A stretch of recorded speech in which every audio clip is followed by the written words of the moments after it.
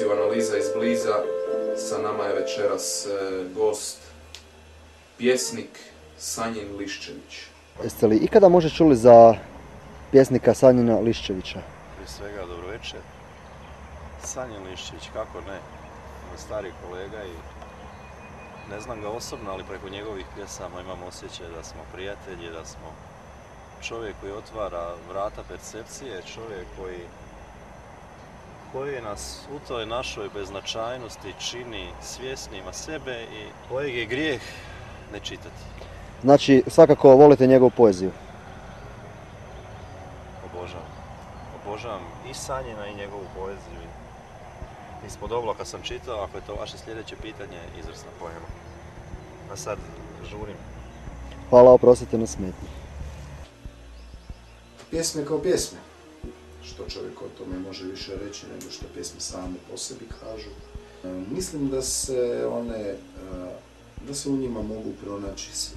Dakle, od dječice do umirovljenika, sama pjesma najbolji put sebi krči. Sanjine,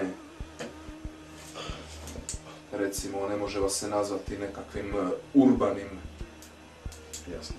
djetetom. Pa eto, obzirom da sam iz tog podneblja koje je samo po sebi dosta izolirano. Prekretnica u mom životu dogodila se kada sam završio 8. razred i kada sam se upisao u srednju školu, naravno osnovnu školu završio sam sa odličnim uspjehom. Meni je Bog dao to oružje da se suprotstavim nepravdi i svemu onome što tišti napaćeno i malo slabašno ljudsko srce i biće, tako je. Za zidara sam izučio zbog mojih roditelja. Nije zbog čega drugo. Zidarstvo je plemenit posao koji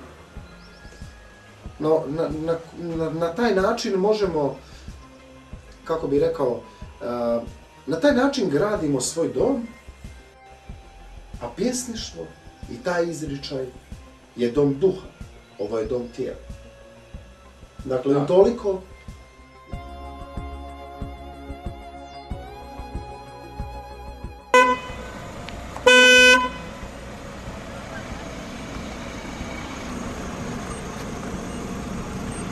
Oprostite, gospodine.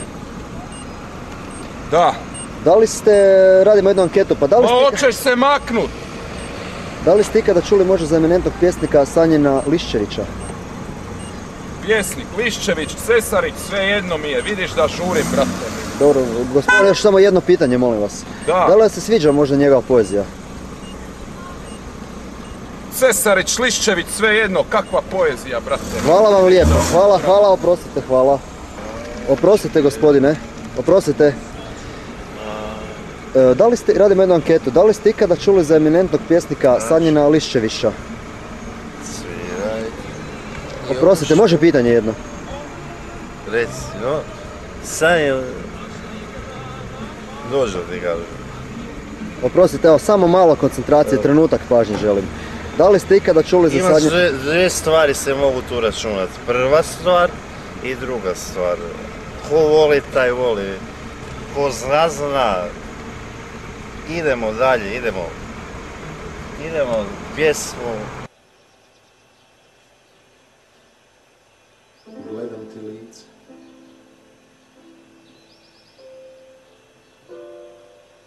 A na njemu samo sjene gledam. Gledam ti očić. I duplje njihove. Što iznad sveg se dižu i stižu.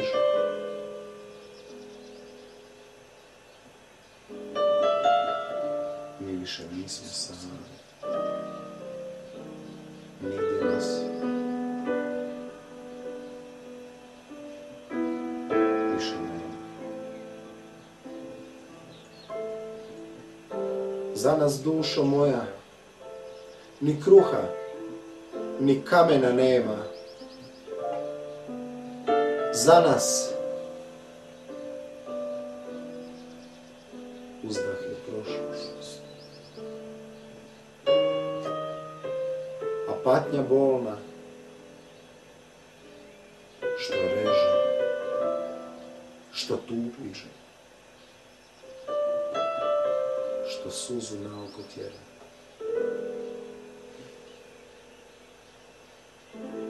Ona je naš dan. Ni kamena, ni kruha za nas dvoje.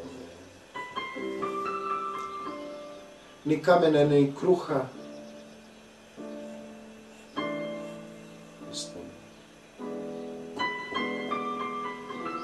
ni riječi, ni suze, ni pogled, ni uzdah.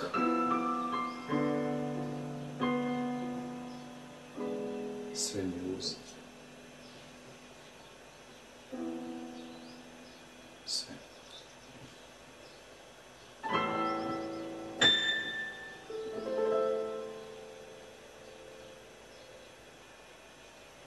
Braćo, okrenite se. Pogledajte u svoj život, pogledajte u svoje bližnje, pogledajte u dubinu svoga srca. Što pronađete unutra, vaše je.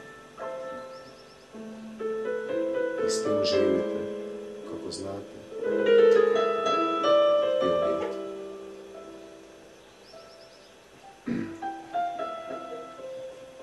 Sanjine, hvala lijepa još jednom. Hvala maestro Grgur Paž.